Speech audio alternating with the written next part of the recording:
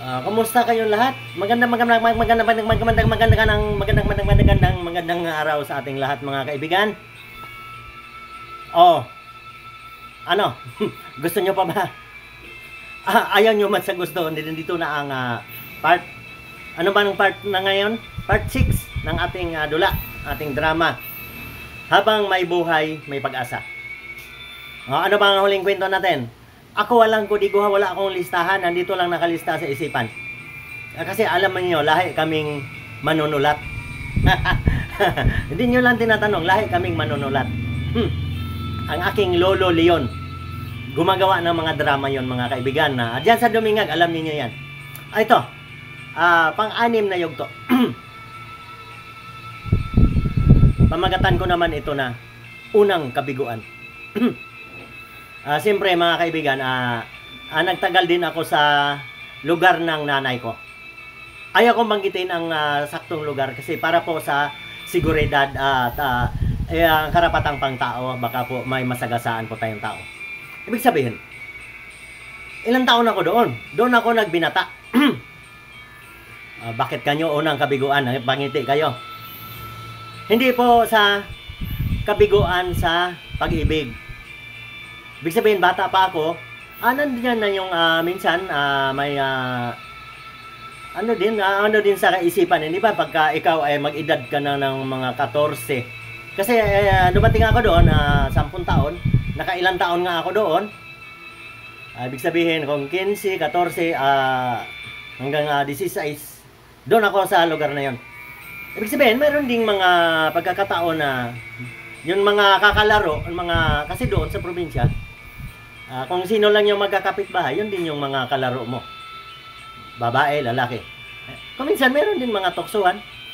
Pero alam niyo, sa aking dinanas, sa aking pagkakadala, sa nangyari sa aming magkapatid, at lagi kong iniisip na ang may pagkukulang, hindi natin sinabing pagkakamali, kasi kung dapat, kung nagkamali ka, isang bisis lang. Pero hindi ko naman sinisisi ang aking magulang mga kaibigan. Kumbaga, hindi lang talaga napag-aralan. Kaya nga nagpalabas ako dito para makakuha kayo ng aral. Hindi talaga pwede yung padalos-dalos ka mag-asawa na hindi handa. Ganun po nangyari sa kanila eh. Nabanggit ko nga sa inyo, ginayuma yung nanay ko eh. Kaya po napakagulo ang aming pamilya. Sinong biktima? Ang mga anak. Dito na tayo ha. Doon ako nagbinata sa lugar na yon. Unang kabiguan. Ibig sabihin, ang pangarap ko kasi, paano mabago ang buhay. Ay pagdating ko sa lugar na yon, magsasaka din, na wala naman din sariling lupa. Ay ibig sabihin mga kaibigan, talagang dapat nandyan talaga sa magulang ang pagpupundar, pagdadala sa pamilya, para hindi po magkaganon-ganon na alam ba ninyo ang ginawa ko doon sa lugar na yon? Kung sino-sino na lang ang tumawag sa akin, halika tulungan mo ako maglinis ng dito sa aking maisan doon eh. Tapos kasi wala namin kaming sariling lupa doon. Kung minsan binibigyan ako ng aking mga tiyuhin, yan, taniman mo yan. Ibig sabihin, payat na, pinagsawaan na nilang taniman. Para ba't siguro, para lang may libangan ako, sabi nila, taniman mo yan. Ay nako, subukan ko taniman, payat na yung tanim, mais eh. Alam mo nyo yung mais, kailangan yan may fertilizer pagka yung lupa mo hindi maganda. Kaya po, doon ko naramdaman. Nabigo ako doon, sa lugar na yan. Hindi po sa pag-ibig Kasi may, alam niyo ang papilab sa mga kabataan, mayroon, pero hindi pa ako seryoso kasi nadala nga ako. Pero kung siguro, kung hindi ako nakaranas ng ganong experience sa aking dinanas, na sobrang kahirapan sa pamilya, baka po nag-asawa na ako doon sa lugar na yun. Kasi alam niyo doon, pag di man papayag yung magulang na hindi mo, pagka, halimbawa, pinakailaman mo na isang babae, sumbong yun sa tatay, ay siguradong, pakasal na kayo. Kahit ano man dyan, kahit huwisman o mga pastor, ganun po sa probinsya. Kaya po, hindi ko po pinakialaman. Kasi nadala nga ako, na-trauma nga ako sa ganyang mga bagay eh. Kaya po, ibig sabihin na bigo doon sa lugar na yun. Siguro bukas, parang ibang lugar naman ang puntahan natin mga kaibigan. Kasi kung nabigo nga ako doon sa lugar na yon, ibig sabihin, hanap ako ng ibang lugar naman. Kasi alam nyo, gustong ko man tulungan ng aking nanay, wala naman iba. Saka sa batang-bata ako, hirap din na magsaka ka ng magsaka, wala naman din magandang lupa kasi wala din kaming sariling lupa doon. Kung ano-ano lang. Ayun ang problema. Kaya bigo nga sa mga pangarap. Ang aking nanay,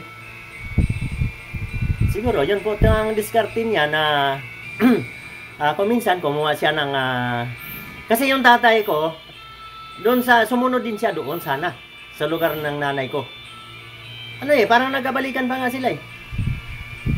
Kaya lang di rin nagtagal, ay alam nyo naman, pag magulo, paulit-ulit lang ng magulo yan, umalis ang aking tatay doon. At sa kasamang palad, doon na siya nasawi sa ibang lugar. Sa malayo na sa amin.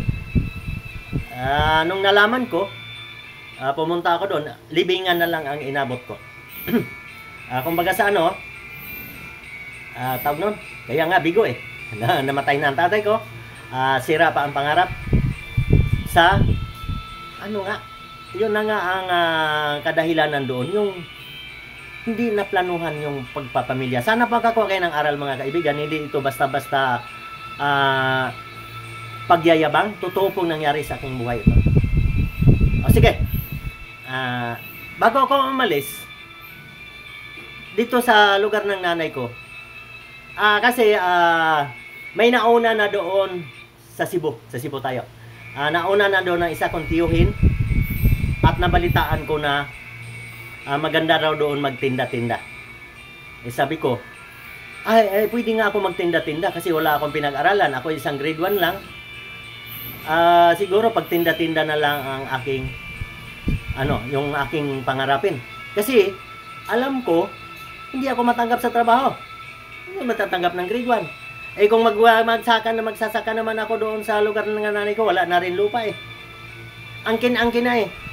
Alam mo ninyo, nung bata pa sana ako, doon sa puder ng tatay ko, marami pang libreng lupa. Pero nung nangyari na yon, na pumunta na ako sa kabilang, doon na sa nanay ko, angkin-angkin na yung lupa, pero public pa rin. Ibig sabihin, may-ari na. Wala na. Wala nang pag-asa sa pagsasaka. Kaya po, naisipan ko nang pumunta ng Cebu. Sige po, sana makakuha kayo ng aral. Ang pamagat ng video natin ngayon sa part 6, unang kabiguan. Maraming salamat. Sana makakuha kayo ng aral palagi. At parang nangalahati pa lang tayo sa ating kwento. Kaya nga, habang may buhay, may pag-asa. Ang ending nito, nagkaroon ng pag-asa. Sawa ng Panginoon. Sige, hanggang dito na lang muna. Bukas ulit.